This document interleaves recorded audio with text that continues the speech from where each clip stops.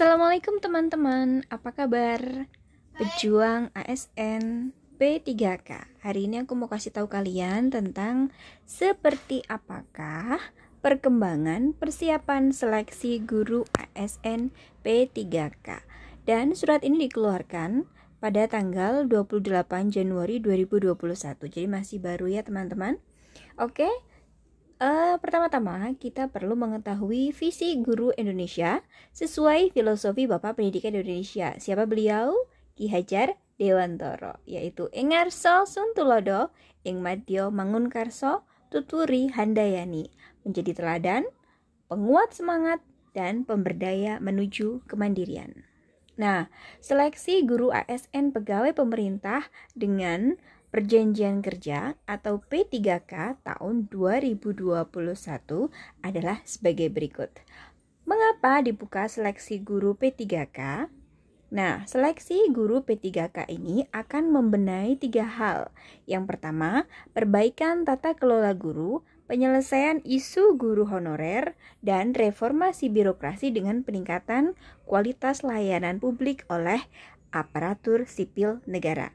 Berdasarkan data pokok pendidikan, Kemendikbud mengestimasi bahwa kebutuhan guru di sekolah negeri di luar guru PNS yang saat ini mengajar mencapai 1 juta guru. Nah, melalui rekrutmen guru, melalui skema rekrutmen ASN P3K sesuai kebutuhan, kita dapat mendorong produktivitas ASN dengan SDM yang memiliki kualifikasi, kompetensi, dan kinerja yang baik. Meningkatkan kualitas layanan publik terutama kepada murid-murid dengan kualitas SDM ASN yang baik. Kemudian siapa yang bisa mengikuti? Yang bisa mengikuti adalah 2. Yang pertama guru honorer, termasuk guru-guru XTHK 2. Kemudian yang kedua, lulusan pendidikan profesi guru yang saat ini tidak mengajar, jadi sudah memiliki sertifikat mengajar tetapi belum mengajar untuk mendaftar dan mengikuti ujian seleksi menjadi guru P3K. Nah, sekarang pertanyaannya, bagaimana bentuk dukungan pemerintah untuk guru honorer yang mengikuti seleksi? Yang pertama, Kemendikbud akan menyediakan materi pembelajaran online untuk membantu kesiapan mengikuti ujian seleksi guru P3K. Yang kedua, setiap pendaftar diberi kesempatan untuk mengikuti ujian seleksi sampai 3 kali. Yang ketiga, semua biaya ujian ditanggung oleh Kemendikbud sehingga tidak ada pemerintah daerah yang terhambat dalam pelaksanaan ujian karena keterbatasan anggaran. Selanjutnya kita akan melihat kebutuhan guru ASN di sekolah negeri. Jadi melihat data berikut ini, kalian akan bisa tahu bahwasanya jumlah guru seharusnya di sekolah negeri itu ada 2,2 juta.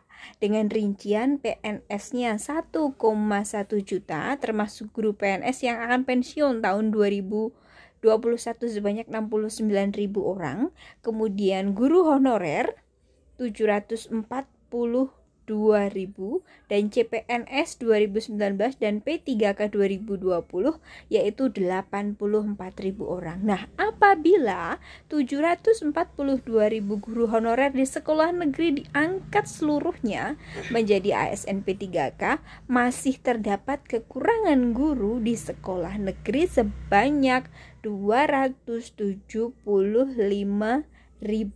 Merujuk pada Undang-Undang Nomor 5 Tahun 2014 tentang ASN dan Perpres 81 Tahun 2010 tentang Grand Design Reformasi Birokrasi, itu ada 4 hal. Yang pertama, dibutuhkan ASN untuk dapat meningkatkan kualitas pelayanan publik khususnya pelayanan pendidikan.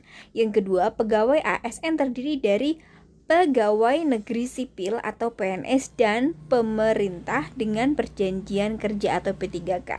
Jadi P3K itu adalah tenaga profesional didesain untuk meningkatkan kualitas layanan publik. Yang ketiga, P3K mendorong kinerja dan profesionalisme yang baik serta komitmen yang kuat dan menciptakan budaya kerja baru dengan kompetensi dan orientasi pada kinerja. Yang keempat, dibutuhkan 1 juta guru ASN untuk dapat menutupi kekurangan guru di sekolah negeri. Kemudian, nominasi rekrutmen guru ASN P3K tahun 2021 yaitu Yang dapat mendaftar adalah 1.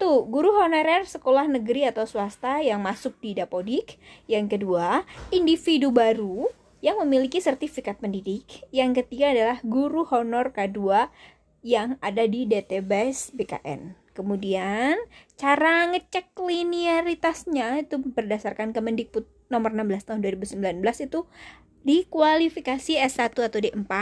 Kemudian kita melihat jenis sertifikasi dan kemudian melihat formasi mata pelajaran yang kemudian akan muncul di situ para seleksi guru ASN P3K. Nah, individu yang dapat mendaftar seleksi guru ASN P3K ini dideteksi berdasarkan ID nomor registrasi K2, NUPTK, NIK, nomor sertifikat pendidik. Nah, kalau cek linearitas dilakukan dengan akun guru melalui sistem aplikasi di Dirjen G3 Kemendikbud. Kemudian tahapan pengadaan guru ASN P3K tahun 2021 itu ada proses pendaftaran, seleksi administrasi, asesmen, pengumuman, dan pemberkasan. Nah, pendaftar itu bisa memilih dari 3 kategori, apa itu dia guru honorer, individu baru, atau guru honor K2. Kemudian pendaftar menginput ID berupa nomor registrasinya, itu ada K2, ada NUPTK, NIK, atau nomor sertifikat pendidik. Kemudian pada tahap seleksi administrasi itu melihat pemberkasan.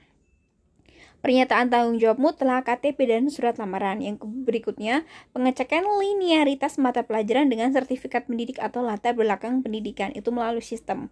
Kemudian seleksi administrasi melalui pengecekan nomor mahasiswa terkait ijazah dan jurusan.